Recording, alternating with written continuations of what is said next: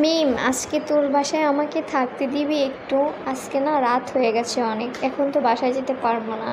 ভাইয়াকে বলে যদি আমাকে একটু রাখা যেত বাসায়, কালকে আমি চলে যাব, সমস্যা নাই। হ্যাঁ অবশ্যই থাকা যাবে, কেন থাকা যাবে না? তুই আমার বাসায় থাকবি না তো কে থাকবে বল? থেকে যা থেকে যা, সমস্যা নেই। কালকে যাবি কেন? কালকেও থাকবি। আন্টিকে ফোনে বলে দে, কোনো সমস্যা নেই আমার বাসায় থাকতে। তোর যতদিন ইচ্ছে তুই ততদিনই থাকতে পারবি আমার বাসায়, ঠিক আছে? ধন্যবাদ দোস্ত, তোকে অনেক অনেক ধন্যবাদ। আমি মনে করছিলাম জায়গা হবে না, কিন্তু তুই আমাকে অনেক সাহায্য করলি, তোকে অনেক অনেক ধন্যবাদ দোস্ত। আরে ধন্যবাদ দিয়ে ছোট করবি না, বুঝছিস? আমি তো তোর বাসায় গেছিলাম, থাকছি না, তুই তো আমাকে সাহায্য করছিলি। বন্ধু হয়ে বন্ধুকে সাহায্য করবো না, এটা কি হয় বল?